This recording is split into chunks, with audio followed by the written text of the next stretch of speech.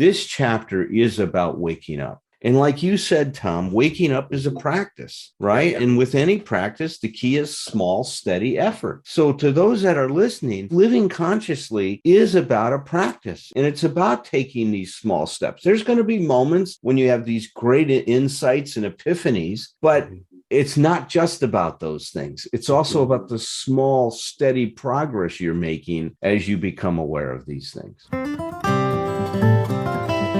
Bill Wilson, co-founder of Alcoholics Anonymous, wrote in 1952, "If we examine every disturbance we have, great or small, we will find at the root some unhealthy dependence and its consequent demand." Wilson suggested that if we could identify and continually surrender these unrealistic and unrealizable demands, that we may then be able to accomplish what he imagined to be the recovery's next frontier, something he called emotional sobriety. Flash forward 70 years and join psychotherapists and best-selling authors Tom Rutledge and Dr. Alan Berger, who have taken up the mantle of exploring Bill Wilson's new frontier. Welcome to Emotional Sobriety. Welcome to Emotional Sobriety, the podcast. I'm Tom Rutledge, and with me is Dr. Alan Berger, my friend, my colleague, my buddy, and also Patrick Newman, our wonderful producer. How are you guys doing? Well, I'm doing great today. We just came in from the slip and slide backyard. We got a little bit of a slope on our backyard, so I said, you know what? That would be a great place for a slip and slide. So I ordered one this week, and it turned out to be a big hit this weekend with the kids. And Maddie had one of her friends over from camp, and it was their last week at camp last week. So this next week, they're going to be going to the Montessori school that Maddie's signed up for. And wow. Tom, Patrick, you walk in, it's like walking into Hogsworth. It is so cool. The woman has got this place it's all natural wood. She didn't want anything artificial. And it is like you walk into this dream world for kids. And it's really going to be a great experience for Cece. I'm a big fan of Montessori, the self-directed learning. Yeah. I think that is such it's so compatible with the way my philosophy is in life and stuff like that. And so I'm excited. Cece's going to be going to school there. The only negative I have is they wear little uniforms. Oh, they wear those. So do the Hogwarts kids, though. They did. I guess that's true, right? And look at your magician. And so I'm excited. I mean, it was a great day, this weekend. There was, a bit of a cloud in it, but in a way that was also an important part is Tom McCall, my sponsor's, wife died, as you guys know, 6 months ago. Yeah. And this weekend they had a Zoom celebration of her life.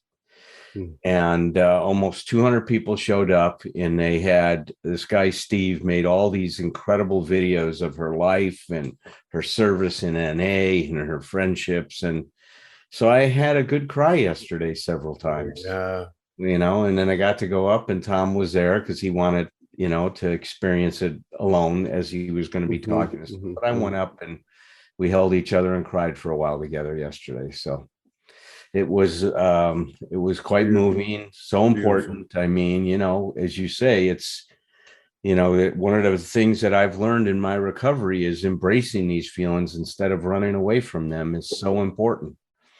And I got to do that yesterday, and I'm looking forward to the video is going to be posted. The Zoom is going to be posted on YouTube today. So I'll get to go back and watch those videos again because they were so powerful. I really think it just occurred to me as you were saying that I think my definition of joy has expanded in recovery and over the last year, maybe in particular, to include those moments. We think of joy as happy, but it's like joy is, and this is what we're going to be talking about today with chapter 4 of your book is joy is the experience of being fully present in the moment. The joy is experiencing the moment. Now, maybe somebody else, and everybody gets to choose their own. Yeah, but everybody gets their own words. I mean, if joy means something else to somebody, but it's like I've realized a while back that though that the idea is I can feel something that I consider joy, like what you just described, is such a beautiful moment. Yes. But it's also it involves tremendous pain, Yes. but it's not bad. It's not bad. It's I love how how you've expanded that definition, because the way you're talking about it is joy means that we're alive and we get to experience Fully alive. That's it, man. fully That's alive, it. man. We're fully alive to this moment. It's funny. We were Tom and I were sitting this morning, and NA has this great publication. I think I've mentioned it to you before. It's called Living Clean. Mm-hmm. And, so much of the publications in the 12-step groups are oriented to, and rightfully so, to the beginning of the journey, to the beginning of the recovery journey, right? NA has the basic text. It's the basic text. It's the basic principles of getting well. Then they have, how it works and why, or how it works and why. That's their book that's their 12 and 12, right? It's going in the steps. So and then they got a lot of pamphlets, but they didn't have anything that extended beyond that. Just like, I don't think it might be an AA publication, but I think it's called Living Sober or something like that. Patrick, you mentioned it to me that they were covering it at a meeting you went to. Did you say that to me or something like that the other day, that they read out of this yellow book? Was that you or was that somebody else? It must have been someone else. Yeah. I know the book. I could take you to my office and show you right where it is on the shelf. So they have that, but nobody really addresses this stuff. In Living Clean was my sponsor's idea, and presented it to the board and said, what happens is because they were experiencing what a lot of people experiences, is that the fellowship was dropping off after people had been around for a while, because people were not experiencing the answer to what's next. Now, I think we've discovered that with emotional sobriety, what we're talking about, right? I think that's a big answer. But NA was really losing a lot of people that had a lot of time, right, in the program, long timers, right, old timers. And so what Tom said is we do good at addressing the despair that people have, but we don't do a great idea in inspiring their passion. And so his idea was, we need to write a book that talks about what happens next after you've been around for a while and you're living this program. What are some of the issues that you're going to confront, and what are some of the ways to confront it? And look, the book has been the second most popular book in NA. That's amazing. Well, it's not amazing. It makes sense. It's because one of the things you have to do is help people be ready to cope with. We talk about joy. We talk about being in the present moment. We talk about success. You have to help people cope with that.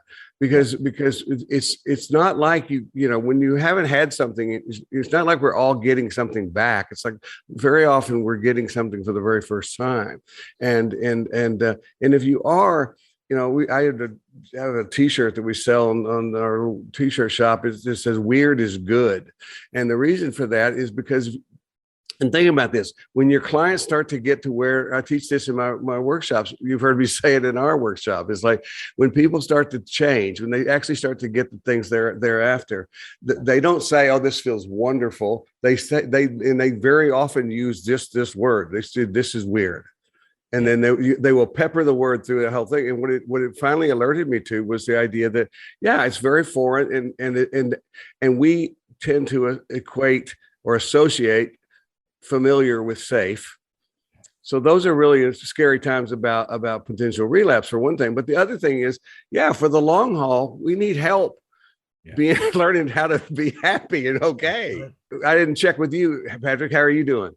Yes, that's right. Sorry about that. No, it's okay. To be honest, I visited with an old friend of mine from my South Bay AA fellowship that kind of got me started on this journey of recovery. And I had a bit of FOMO, fear of missing out, because, at the start of the pandemic, I relocated and, moved to kind of like virtual and all this stuff to go accommodate the new reality. And all these people, these kind of fellow sobers that I'd gotten close with, have now returned to that ecosystem, and I'm still on the periphery. So that's it's but I've also kind of constructed a new thing that I've been doing, and I reach out to those individuals, person to person, wherever I have the opportunity. I think it's only natural that with any big life changes, you're going to feel a pang and nostalgia for the way things used to be. And I'm just one of millions that had to make some big changes because of the pandemic. And, we're still rolling with the punches. So that's. Yeah. One of millions, but you're the one who had to deal with your changes. So that, it's always important to there's an aspect of that that's about understanding and bigger picture and humility, and another part where we're not careful. And I didn't hear you saying that way, but I want to say that to our listeners is not to minimize our experience. I mean, it's, doesn't matter how many people also have experienced this, because I mean, that haunted me for years. It's like well, so many people have had it worse than me. So do I have any right to have any problems? Turns out I do. Yeah, well, as always, it turns out I have problems whether I have any right to or not. Whether you have a right to it or not. Whoever decides that's their problem. Yeah. Well, I'm in the right place as always. I mean, because we always end up discussing something in these shows that ties back to my lived experience. Mm-hmm. Well, it's so interesting. I'm just sitting here becoming aware of what happened for me as we were starting this out, and forgetting to turn to you, Patrick, and checking in. And it's this living consciously. At that point, I was so focused on us going into chapter 4, I forgot about you, man. Mm-hmm. And that's what happens when I don't keep a full awareness of not just my agenda, but by the people that are around me. Mm-hmm. So I'm sorry for that, man. Oh, yeah. Think nothing of it. Well, but it's also right. It is relevant, but also notice too, this is a great example of self-compassion, because again, this is that where we contrast how we have been in the past, or how if somebody's listening and tends to be somebody like me who would go away after this, and even if we didn't mention it, I'd beat myself up if I didn't remember it. Instead, I looked for. I realized that we hadn't talked to Patrick, and I wanted to do that, and I said that, and you adjusted immediately. I mean, it's like it really was. It wasn't a matter of it. You were in the moment at that time, because and by the way, that's what being in the moment takes, and that's why we need each other. Is we're not ever going to get it, and nobody's going to get in the moment and stay there. Yeah. It's like we're each other's Post-it notes. We're like, we have to keep bumping into each other, and just say, hey, wake up. I even think we should greet each other that way. It's like, wake up. No, I like that, Tom, a lot. Yeah. I really do. Yeah. You're right. You brought us right back to that. And you're right. I was able to flow with that. And you went right with it. Share that with you, Patrick. And that's my work in step 10 is when I'm wrong, promptly admitted it, right? And make amends for it. So, look, that's the other point. We'll get into it later. It's so good you didn't take it personal and just say, well, fuck you guys, and I'm fucking out of here.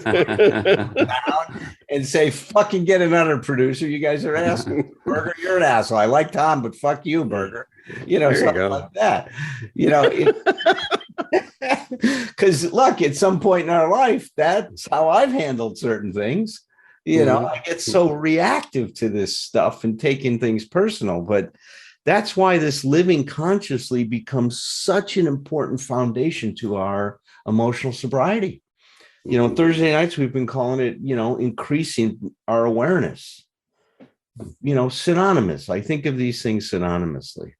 But what stood out for you in this chapter, Patrick? What was something that really stood out for you as important? There's a narrative winding through the chapter of a woman in a serious alcoholic state, in large part because she can't face her own loveless marriage and her, lack of enthusiasm for parenting. She doesn't want to be a parent. She doesn't want to be a wife because she can't face, the should monster that you're always talking about, Tom, because that's always in the ascendant.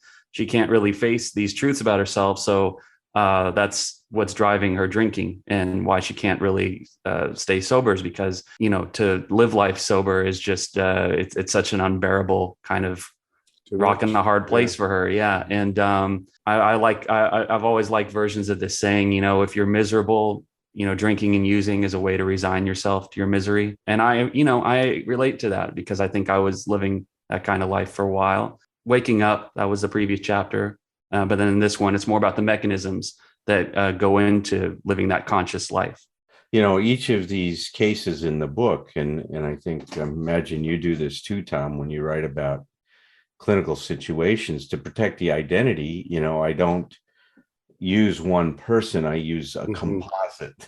I'll take a theme from one client, a theme from another client, a theme from another, and try to stitch them together in the best way I can, and to try to come up with an illustration. And what I see is happen in so many cases is that what someone so resists about seeing about themselves because it's not acceptable, quote unquote, right? Because it's not the way you should be.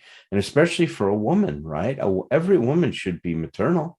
I mean, that's such a big expectation, and it's a great example where our gender gets left off the hook. Although they even refer to us taking care of our own children as babysitting.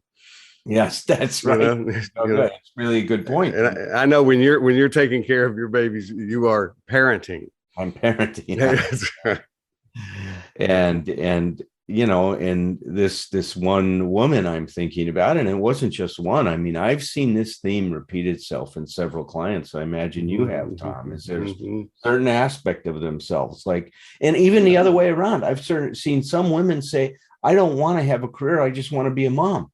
Yeah, because of the way the shifting tides in our culture and in our society, they feel guilty about that. They feel bad about that. Yeah, they feel bad about that, and so you're caught in this thing. And see, it's once again, it's do I keep that emotional center of gravity in myself, or do I put it away? And when I'm trying to have top approval, then all the shoulds become so important.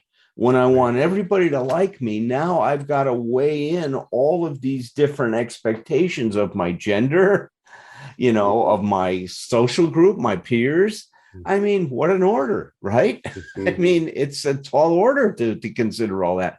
But, what I've seen over and over again, and this is part of what I like to think of the magic of recovery. When someone finally dares to own what was unimaginable, is letting those words come out of their mouth that I don't want to be a mom. I really don't. I really don't like this. I don't like the business of it. I don't like somebody being dependent on me. I just don't want to do it. When someone dares to say the words that could not imagine them saying, there's this moment of freedom that occurs. And all of a sudden, it's like they're not struck dead with a lightning bolt from Zeus, right? Olympus, right? Waiting for that. Tom looked around because he's still waiting for that. Yeah, exactly. To come in, but it's that begins that moment of freedom that is really the essence of what emotional sobriety is, right? It's us in achieving a freedom within ourselves. Bill Wilson calls it a freedom from the bondage of self, a freedom from the bondage of all these expectations, a freedom from the bondage of the shoulds, of the jail that we've put around ourselves. It's a freedom from that jail. And it's also what you're saying. It's a beginning. See, that's the thing. It's like one of the things that helped me a long time ago, and it continues to help me, is to keep in mind, as somebody who shoulds, his long history of shoulding, is keep in mind that ethics apply to behavior, not to thoughts and feelings. And so, one of the things is, because think about how much time we spend feeling guilty about things we feel and things we think. And in fact, very often when our behavior is perfectly impeccable, it's like, it's fine. It's like, and so, but for somebody in that situation saying, I don't want to be a mom, is the they fear it's the same as being not being a good mom, as neglecting their children and you know, and basically trying to send them back, I guess. But it's like, it's really just an expression of how she's feeling that she needs to say. That's the freedom. It's like it doesn't change anything in that moment in the whole world, other than you've just been more honest. That's right. That's right. And see, in this, it Your really kids are still fine, you know, your kids are fine. still fine. And look, and trust me, the kids know it. You know, parents think that they can hold these secrets from their children, but at some level, some nonverbal level, her children understood that. And when she set herself free in that way, guess what? Her relationship with her kids improved. Yeah. Because when she spent time with her kids from that point on, it was because she wanted to, not because she had to. Now, you know, I really like to think of this chapter, right?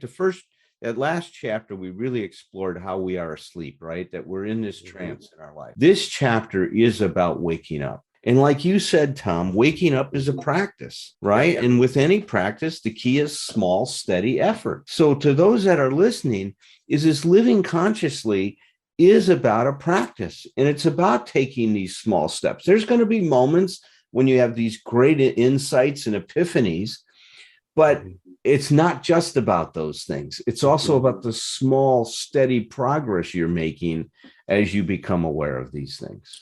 Well, and beware of I've recently been thinking about the downside of some of those amazing epiphanies that we would have, and that is we get high on them. Now, keep in mind, most of us that are hanging out in one form or another, we're addicts. It's like, and I've seen that when we used to do those intensive week-long programs, everybody was higher than a kite because we were, I mean, and it's not, I'm not putting down the work. We did some amazing things, some people, but a lot of times, and I own it myself, even as a therapist and then the group of therapists I was working with, I think we missed the point that getting to the insight, getting to that beautiful moment of awareness was, again, just a beginning, because if we just get high and leave that place, and many of us did, thinking, well, that's fine, that's good, I've resolved all that stuff with my mama now, you know, and you know, we know that ain't going to be true.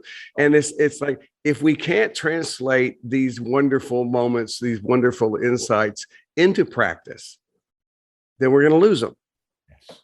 And that's, you know, I have a friend that I used to do our eating disorder workshops together, and she always called it. She said you have to be willing to do the boring part of recovery, and the boring part is just putting the pieces together and getting up, brushing your teeth, saying the morning prayer, doing this other thing. I mean, there's a new practice I have. I picked up. I have to get the guy's name and give him credit for it, because that's a psychologist on YouTube, and it's to wake you up in the morning, to brush your teeth, do your morning rituals in the bathroom with your opposite hand. Yeah. You know, to wake up, and it's actually a neurological thing. You're waking up. Right. You're waking up the other side of your brain, and and it's like, I've been doing it for just about a week now, and it's like, you know, placebo, I don't know, but it's like I always say, I'm happy to receive a placebo effect as long as it's an effect. It's like, but it's an interesting challenge to do that, and I'm having some various experiences. We can talk about it some other time, but it's like taking that and putting that into it. And before I even heard that from him, I've used that analogy for people before. I say a lot of times it is like trying to use the opposite hand to do something you're very familiar with, and if you do it over and over and over again, you actually will become, you will actually even master it with that hand. But that's what recovery is like. Yes. It's like you got to do things really differently, and you got to do it a lot, and you're not always going to get it. It's not going to be right all the time. And you can stay sober. That doesn't mean I always tell people that, because the addict is like, oh, well, so we could just fuck up and drink. Oh, you know, no. I've been sober for 35 years, have not had a drink in 35 years, and radically imperfect recovery. You know, way off the mark lots of the time.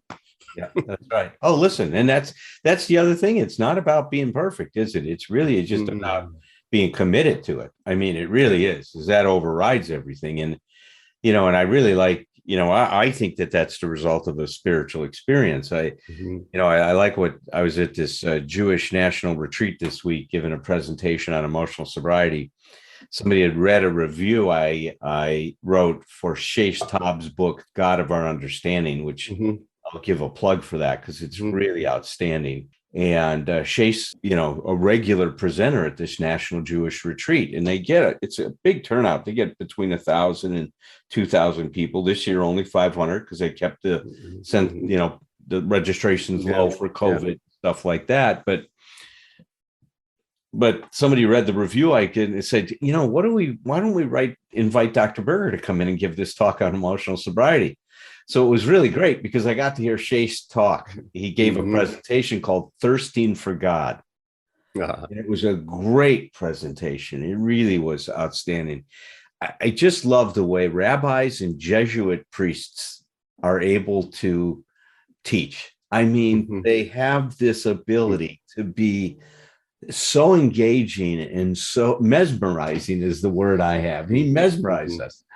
And what he was talking about is that the spiritual awakening creates this experience of, and this is how he said it. He says, I was an alcoholic and I drank alcoholically.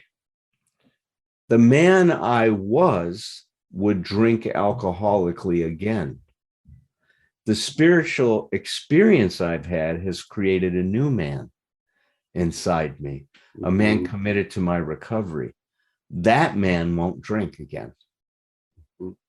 It was a very interesting thing because, the way that Jung called it when he talked to Roland Hazard, who went over to Europe to treat with him, when Roland got drunk again and finally came in and talked to Jung about it, he says, my experience is that, alcoholics need to have the spiritual awakening, right, in order to get well. And he says, what it means is that they have a complete reorganization of their personality and all of the motives and personal constructs that drove them before are completely shifted. And there's a whole new set of beliefs and ideas they have.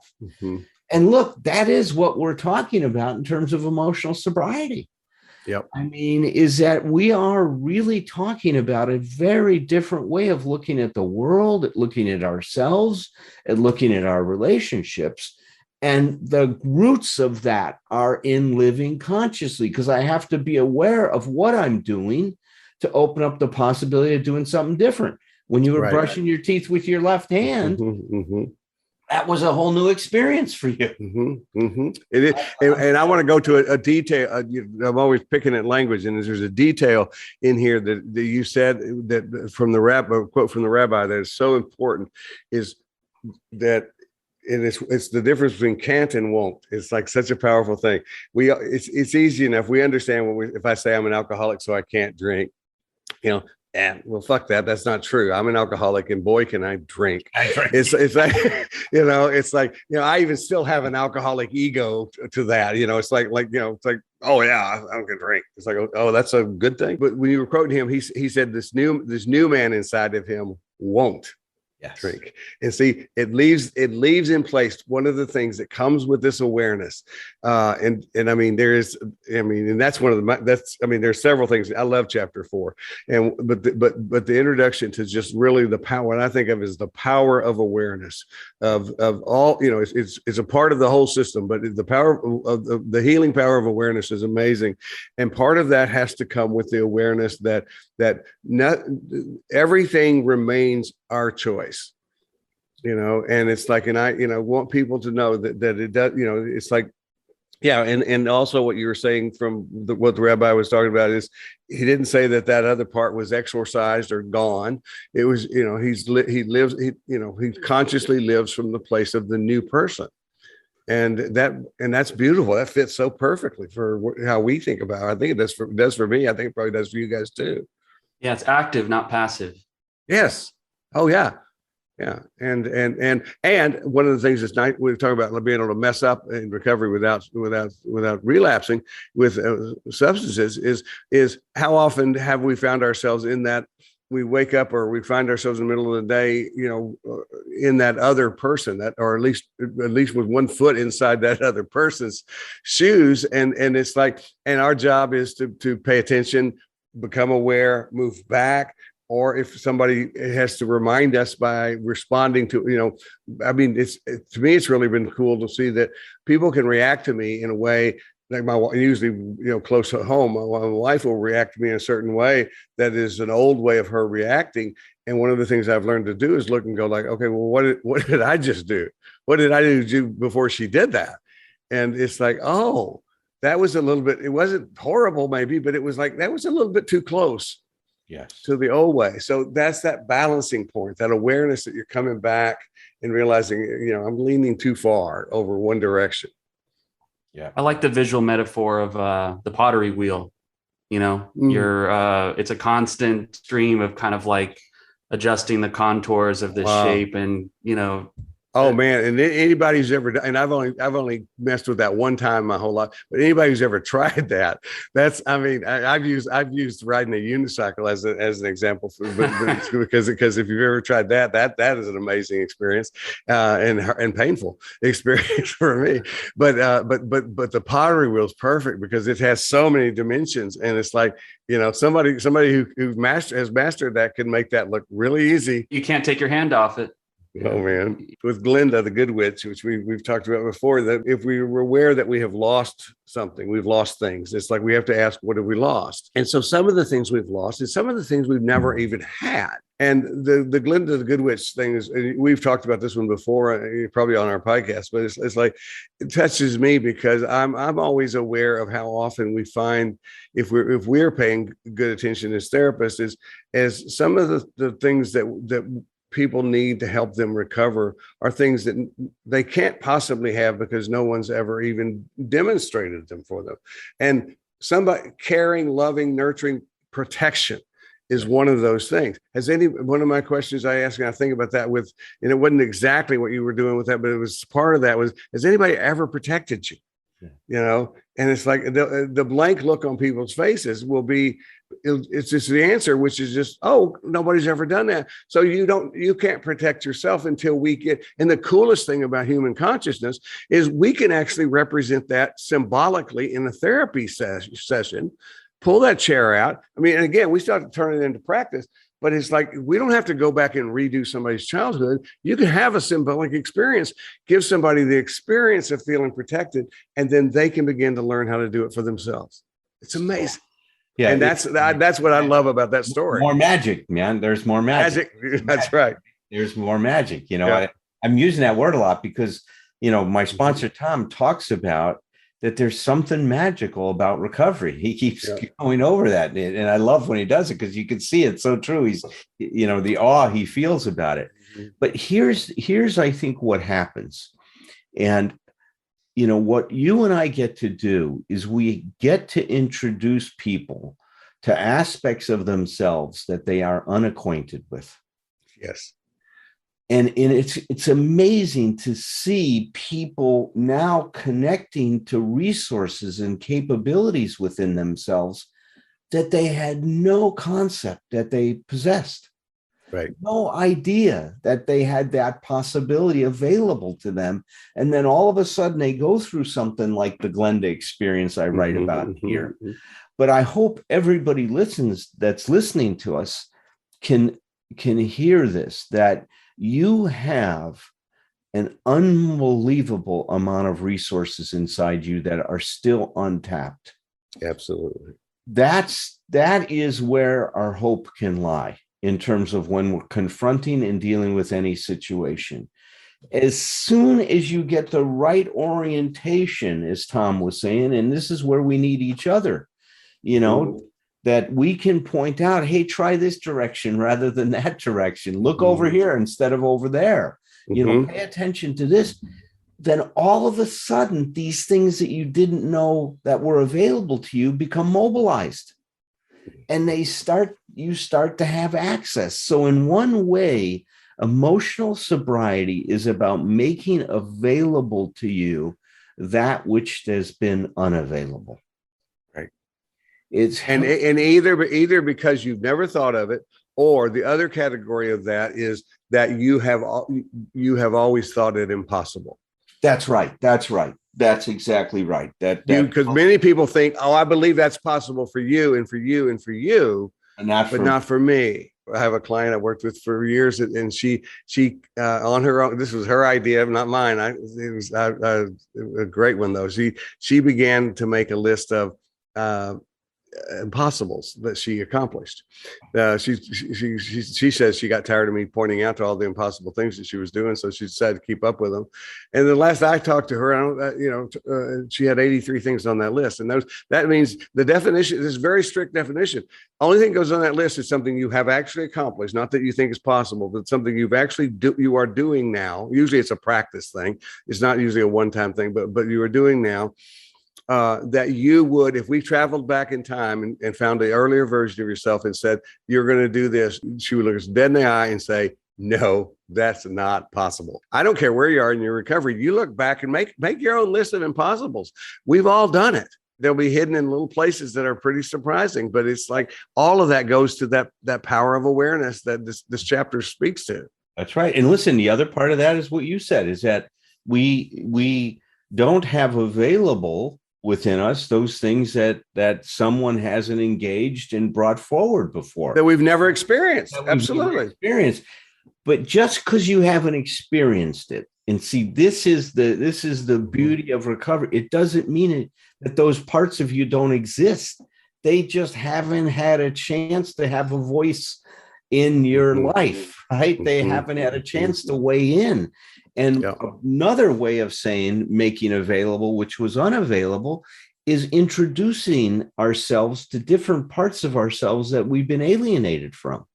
Yes. That we didn't know about because no one helped us connect to them, right? We just didn't have the experiences early on in life. Like we said, our parents do the best jobs they can, but they're only going to be able to pass on what they know, and they're only going to be able to help us foster relationships with different parts of ourselves if they've done that for themselves. Right. And so, what is it that Theodore Isaac Rubin said? We're victims of victims. Yeah. We're victims and it's other victims. That's all. In simple truth, I think about your family of origin as your alma mater, not a functional or dysfunctional, whatever. It's like, what'd you learn there, and who'd you learn it from? And you can look at, and if you want to, you can look and see, where did they learn it from? It's like they're passing. And most of the time, most of us can find examples of our parents where they did, in fact, make improvements on what they got from their parents. Sometimes just with that good old fashioned anti-role modeling thing. The people say, well, I'm going to be a parent, and I at least know how I'm not going to be, or, I'm not going to do even one particular thing like that. It's so I think that, we can not only, and I say that because I know people get really nervous and feel this fear of disloyalty and stuff, talking about their families in therapy. It's like, it's always what people know. It's always about explanation, not blame. Yeah. It's always about understanding how we came to be who we are. And it's like, and I have my first old sponsor say, blame's a good place to visit. It's enjoyable, but you don't want to live there. Okay. And so they do. Sometimes we do need it. It's okay. You've been blaming yourself so long. It's kind of fun we'll blame somebody else for a little while, but we'll get you back. We're not going to leave you there. It's a beautiful book, and it's a great chapter. I'm liking the book even more now. I know. It's so much fun to look at stuff that you've written. You write your stuff, you get so, you're so jaded by it or whatever, you're living with it all the time. And then it's like I step away from it and I forgot what it's even about. And I go back now, and it's a good feeling to say, hey, this is a pretty good book. Well, and the other thing is, you're doing your job. You're that part of us that is like taking dictation, you're writing stuff down, and you get it. And it's like, you look back at it and go like, I mean, how many times have you looked at stuff you've written and got, man, that's smarter than I am. That's most of them. Most of it. That's one of the reasons I have a little nutshell have up my office that says writing is how I think. It's like because it's like that's how you get to these things. A lot of times you don't know when I'm starting a chapter or an article. I don't know where it's going to go. I think I know where it's going to go, but I know now enough to know that I'll see where it goes when I follow it. Yeah. Alan, I wanted to.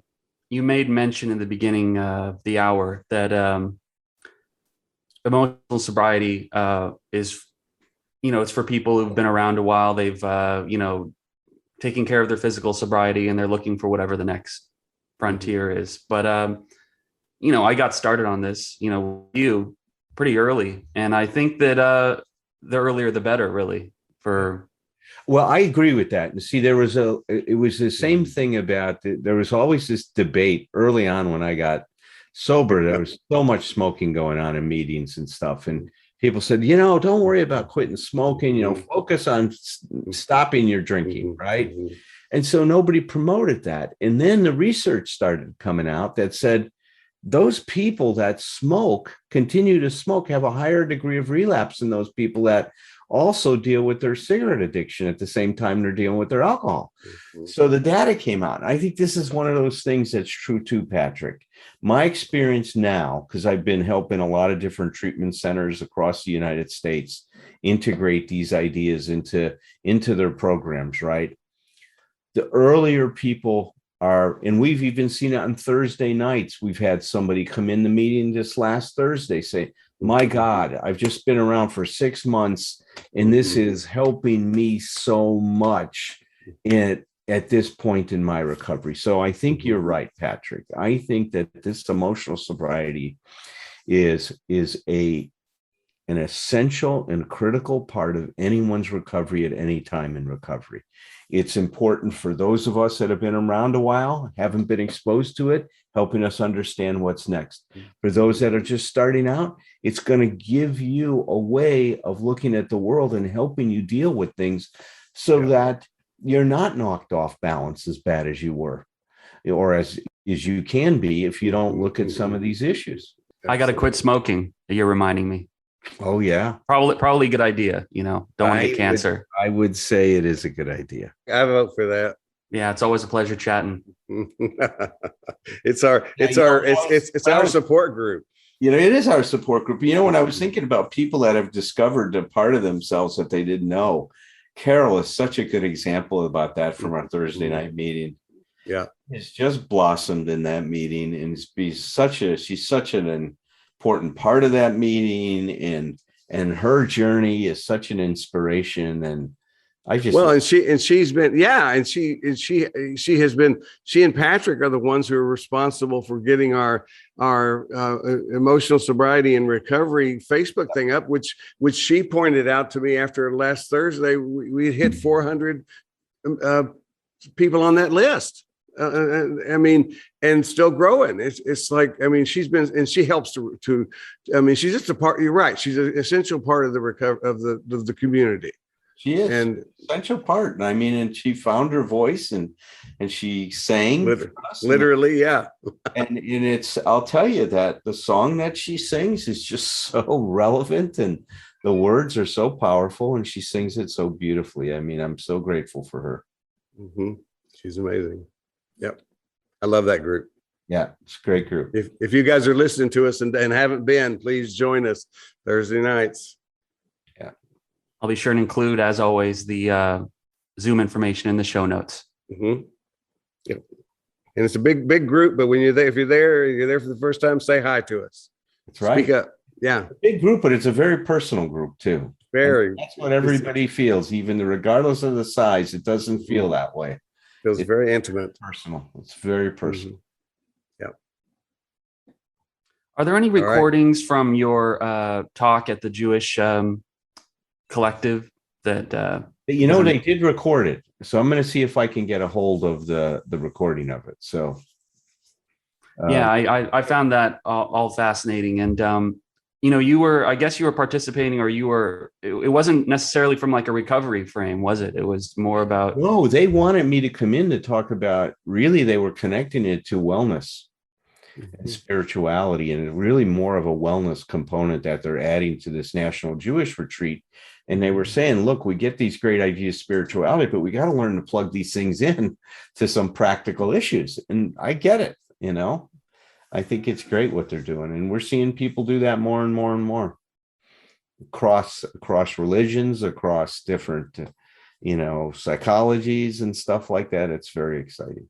Well, what a great thing for us to be able to be a part of is if, of course, it's such a big theme for us about what we've talked about even today. And this one is practice, is for emotional sobriety, the whole movement of social emotional sobriety, to be about that, about translating concepts into practice. You know, because that's not a concept that just applies to, you know, our model of emotional sobriety. That you take any religion or any other organizational, you know, program, or other kind of self-help thing, all of it goes to that. All right, you guys, great show. Next week is Discerning Our Emotional Dependency, Chapter 5 of Alan's book. Come back and join us, folks. Yep. See you next week. Tend your life, tend your myth, cultivate your narrative with whomever you're with. Then with glass in hand and children on one knee, bring some stories, bring your stories back to me. It ain't a crime to be a human. Never be ashamed to be yourself. Rest assured that whatever you're doing will entertain me like nobody else. So here's to us, my old friends, until it's time to drink the wine and break the bread again. With glass in hand and children on one knee, bring some stories, bring your stories back to me.